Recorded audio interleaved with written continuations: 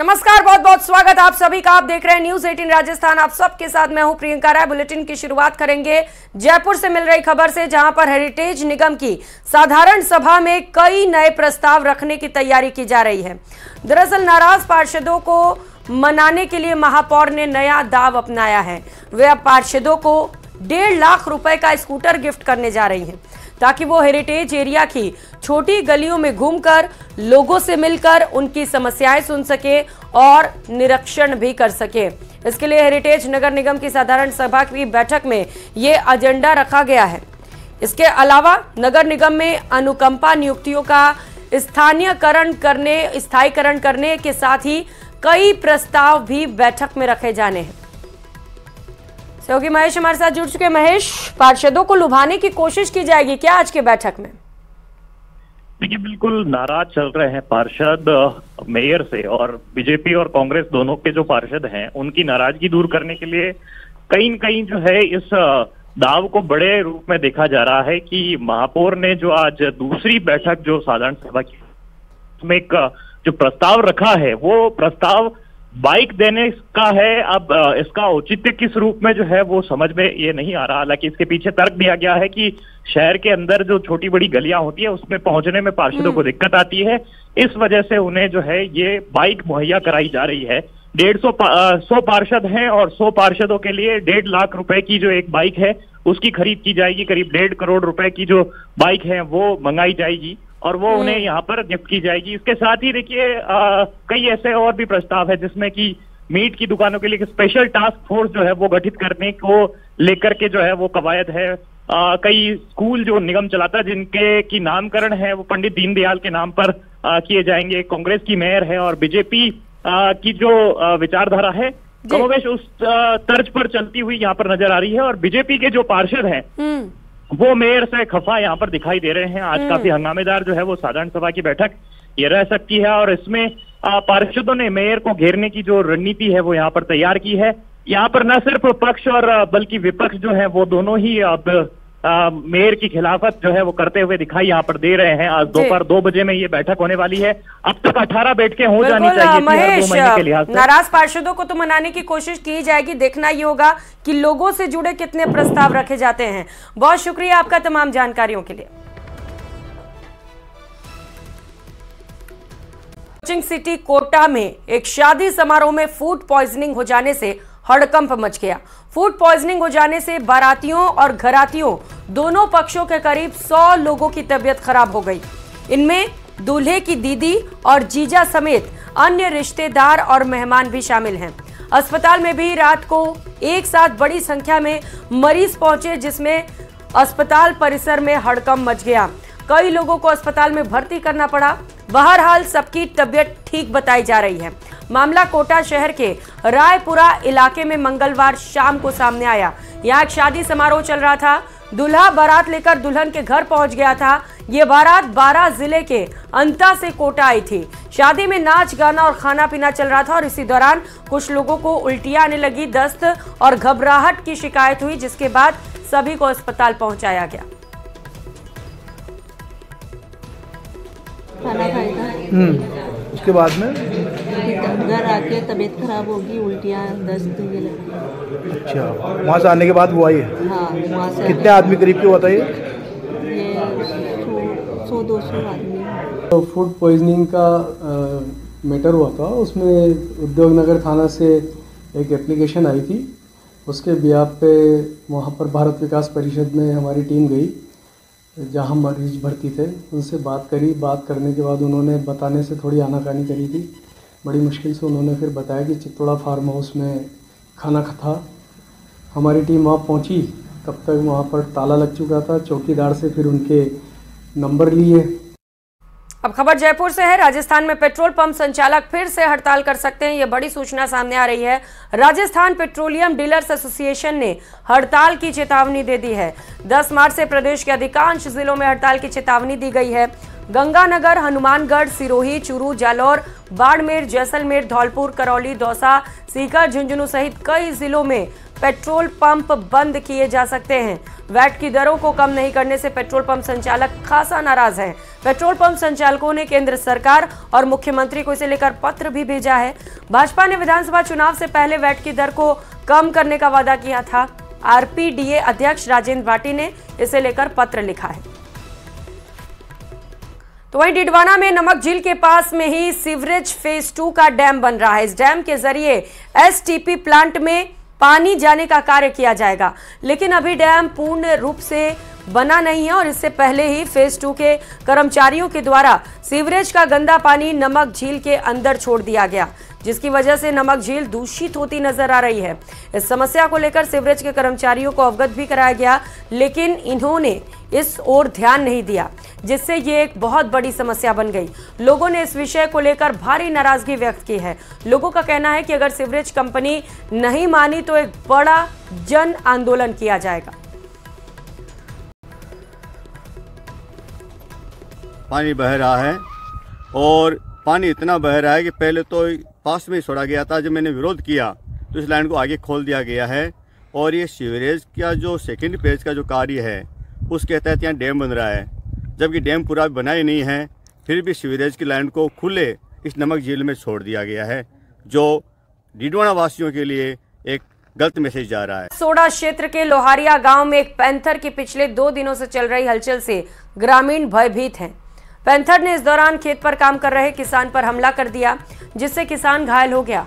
सूचना पर वन विभाग, चित्तौड़ और उदयपुर से टीमें लोहारिया में खेत पर लेपर्ड को रेस्क्यू करने में लगी रही, तो वहीं ड्रोन से भी लेपर्ड को ढूंढा जा रहा है।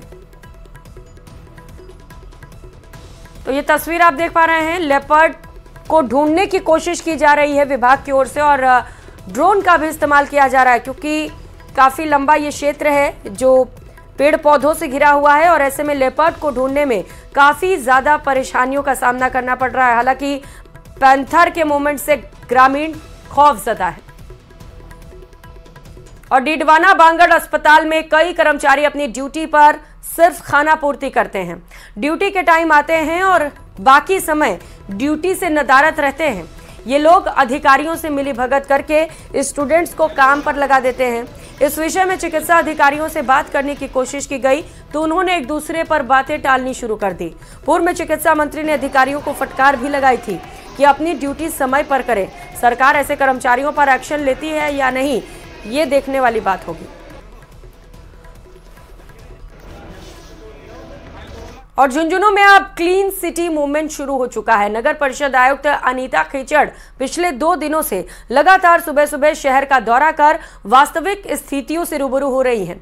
आयुक्त ने रोडवेज बस डिपो समेत अन्य शौचालयों का निरीक्षण कर अधिकारियों से कहा कि वे हर दिन शौचालयों की साफ सफाई कराएंगे। साफ सफाई से पहले और साफ सफाई के बाद की फोटो भी सोशल मीडिया पर शेयर करेंगे। इसके अलावा आयुक्त अनीता खीचड़ के निर्देश पर गांधी पार्क की 4 दीवारी पर हो रहे अस्थायी अतिक्रमण को पूरी तरह से हटा दिया गया। वहीं नेहरू बाजार और सब्जी मंडी तक की रोड पर रास्ते में खड़ी की गई रेहड़ियों के अलावा अन्य सामान को भी जब्त किया गया। आज सुबह सब्जी अपने गांधी पार्क से लेके सब्जी मंडी तक अस्थायी रूप से जो भी रेहड़ियां लगी हुई है उनको सबको हटाया गया है। ये कार्रवाई आगे जारी निरंतर जारी रहेगी। कम से कम 10-15 रेहड़ी जब्त की गई है, पार्टियां है और आगे जो जैसे तिरपाल वगैरह है वो है।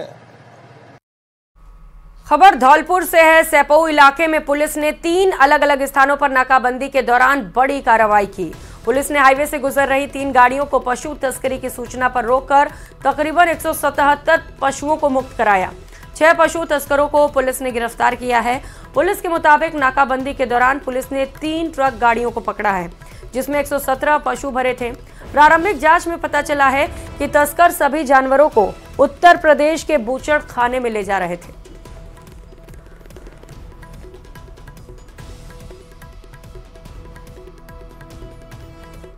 और अब बात अपराध की दुनिया से जुड़े उन 2 चेहरों की करेंगे जो अब शादी करने जा रहे हैं।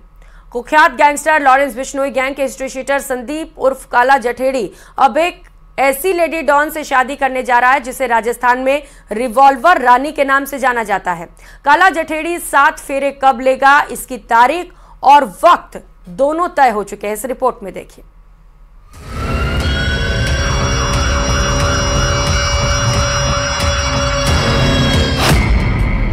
लेडी डॉन बनेगी गैंगस्टर की दुल्हनिया।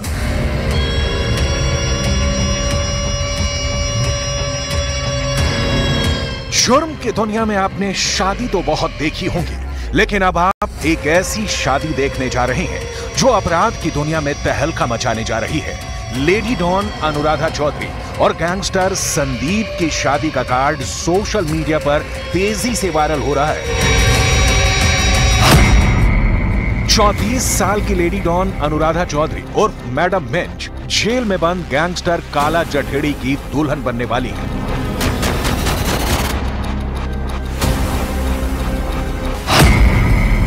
गैंगस्टर के प्यार में रिवॉल्वर रानी।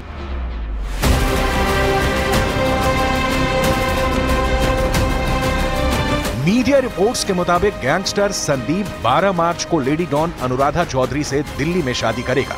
इसके लिए काला जठेड़ी ने अदालत से पैरोल मांगी थी, जिसको मंजूर कर लिया गया है। दिल्ली की द्वारका कोर्ट ने गैंगस्टर संदीप और काला जठेड़ी की शादी के लिए कस्टडी पैरोल दी है। गैंगस्टर संदीप को द्वारका कोर्ट ने 2 दिन के लिए 6-6 घंटे की कस्टडी पैरोल दी है। कोर्ट ने जठेड़ी को 12 मार्च को दिल्ली में अपनी शादी की रस्म निभाने के लिए और 13 मार्च को हरियाणा के सोनीपत में गृह प्रवेश करने के लिए 6 घंटे की कस्टडी पैरोल दी है।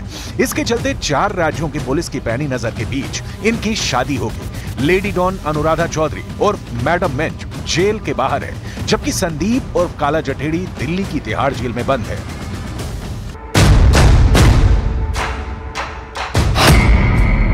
काला जठेड़ी की दुल्हन बनेगी मैडम मिंच।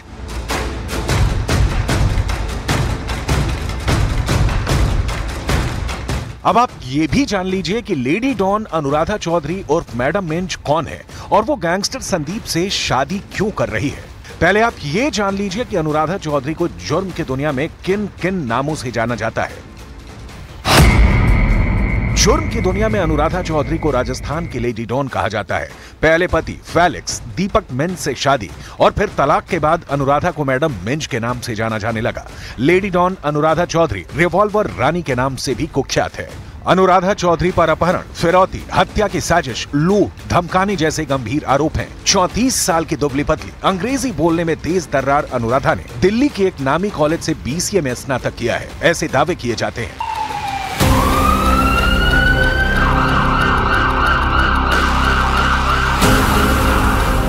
मीडिया रिपोर्ट्स के मुताबिक गैंगस्टर संदीप की गर्लफ्रेंड अनुराधा पहले डॉन आनंद पाल के संपर्क में थी।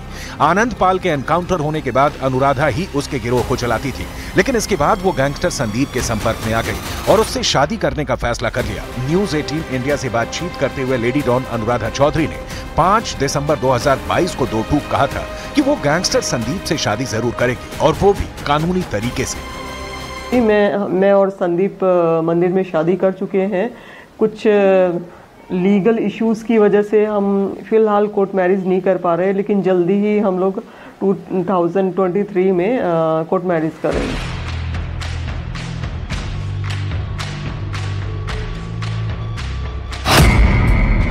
$7 लाख का इनामी लेगा 7 फेरे।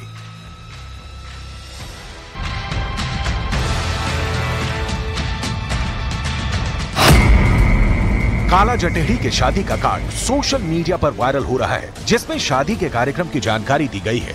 12 मार्च को जेल से बाहर आकर दिल्ली में शादी करेगा। उसके बाद 13 मार्च को सोनीपत में गृह प्रवेश के लिए उसे 6 घंटे की कस्टडी पैरोल दी गई है। शादी का भोज गांव में होगा, जबकि बारात दिल्ली के मटियाला स्थित गार्डन में जाएगी। इसके बाद 13 मार्च को सुबह 10 बजे से दोपहर 1 बजे गृह प्रवेश के लिए उसे जठेड़ी गाँव में जाने की इजाजत दी गई है।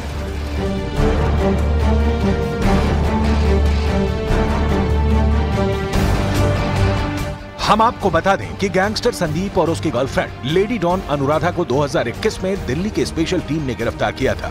दिल्ली के चर्चित पहलवान सागर धनखड़ हत्याकांड के बाद सुर्खियों में आए मोस्ट वांटेड गैंगस्टर संदीप उर्फ काला जठेड़ी को दिल्ली पुलिस के स्पेशल सेल ने 30 जुलाई 2021 को यूपी के सहारनपुर से गिरफ्तार किया था।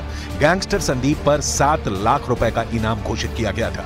संदीप के खिलाफ दिल्ली, हरियाणा, पंजाब और राजस्थान समेत कई राज्यों में मामले दर्ज हैं। 2 खूंखार अपराधियों की शादी पर पुलिस की सख्त निगाह है। अब देखना होगा कि 12 मार्च और 13 मार्च को लेडी डॉन अनुराधा चौधरी और गैंगस्टर संदीप और काला जठेड़ी की शादी की तस्वीरें कैसी आती हैं।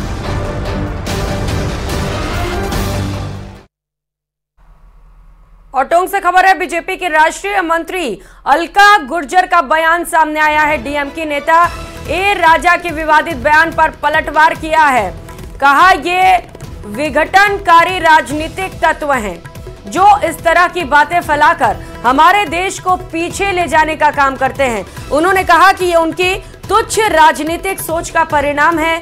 भारत एक है, सशक्त है, आगे बढ़ रहा है। ये मोदी युग का भारत है जो किसी से डरने वाला नहीं, किसी से पीछे रहने वाला नहीं है। भारत 7 महाद्वीपों का देश नहीं बल्कि अनेकों सांस्कृतिक और सांस्कृतिक एकता का देश है। तो ये बयान सामने आए हैं टोंक से। बीजेपी की राष्ट्रीय मंत्री अलका गुर्जर की ओर से ये बयान सामने। आपको बताते चले कि डीएमके नेता ए राजा ने विवादित बयान दिया था और उसी पर पलटवार किया गया।